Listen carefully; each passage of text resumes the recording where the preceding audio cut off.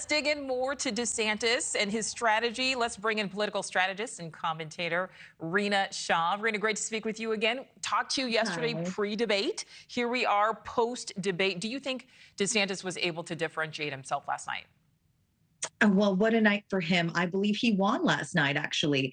Out of these four, this was his strongest showing. It's the one in which he made his most salient points. It's the one in which he got in every point that he wanted. He finished essentially the job. He landed his punches. I had not seen him like this in debates prior. So again, I think he was the winner, but I think Nikki Haley was a very close second. All right, so Iowa's governor, as we already know, this is, prior to the debate, endorsed DeSantis. She says Iowa does tend to break late. Trump, though, we know, is still outpolling all of these candidates, not only across the nation, but in Iowa. Is that caucus still winnable for DeSantis? Oh, it is very much still winnable because, again, there's been good points made about the fact that you've got people responding to these polls who aren't necessarily caucus goers. That should not be discounted. We learned this in 2016. People are going to respond one way sometimes and do another thing at the ballot box. Also, there are across the country 80 million voters who just were not accounted for in the last election because they didn't show up to vote. So these people are not being counted in these polls, and I would just urge people to take that in mind. But moving forward and out of sort of really last night's territory into what lies ahead for these candidates, Team DeSantis has gone all in on Iowa for a reason. They understand that the strong showing there could boost him forward. But then there is a significant gap for the Republicans between New Hampshire and South Carolina, and then it becomes anyone's game in that period of time because it's just so large. Look, the math here is important. There is delegate math to take into account, but it's still very early to talk about that. I would say this injection of money behind Nikki Haley will be game-changing in many ways, but I do think last night, her not being the person she was for the previous three debates, being the real attack dog, again, pushing back, seemingly being less authentic last night, I'm not sure that's going to inspire many hearts and minds into voting for her in Iowa. All right. So, Rina, speaking of that, then, I mean, who do you think DeSantis is more concerned about right now? Is it Haley, who he is at the moment polling the closest to, or is it Trump, who is leading them all?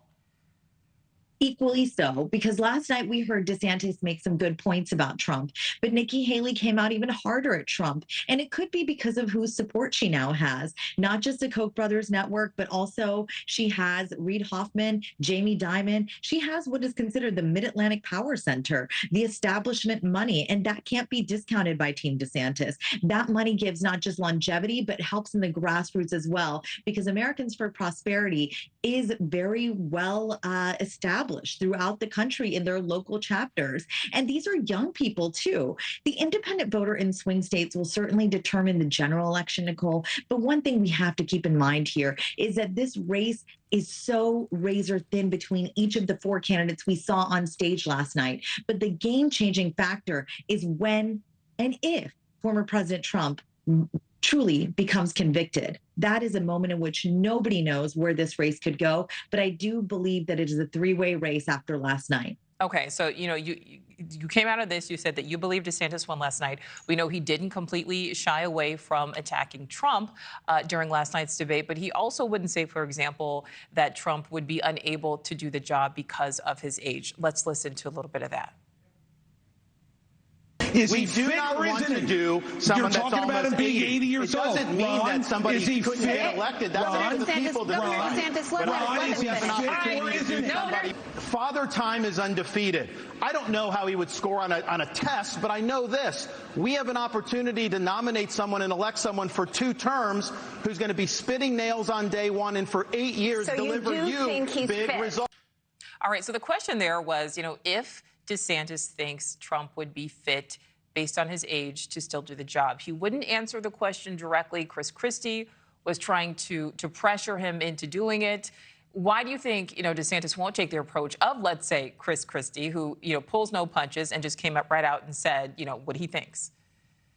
I do think that Ron DeSantis is a bit timid and has been for quite some time. Look, he might be a strong state executive in Florida, but Florida is not the country. And so in denying reality, for all these weeks and not saying anything until last night. And even indirectly, he's again showing that maybe he's not the strongest leader. Chris Christie's most important point last night was in his closing argument when he said, if we deny reality as a party, we'll have 4 more years of Biden.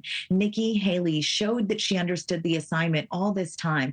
Vivek Ramaswamy should also not be discounted because he could very much be a good running mate to Donald Trump. I saw him last night be completely Donald Trump Jr. And though there is an actual Donald Trump Jr., Vivek Ramaswamy took on the veneer of Trump again. And he went even breathlessly spewing what would be considered conspiracy theories and many just alternative facts. This is a moment in which you have to wonder, how does Ron DeSantis continue to go uphill from here? Or will he plateau? Will he remain steady? I think he's fine with staying steady because I'm not really sure that Ron DeSantis is the person for the job because he doesn't hit back on the most important issues of the day. Thank you for watching. Go to newsnationnow.com to find News Nation on your television provider. And don't forget to click the red subscribe button below to get more of News Nation's fact-driven, unbiased coverage.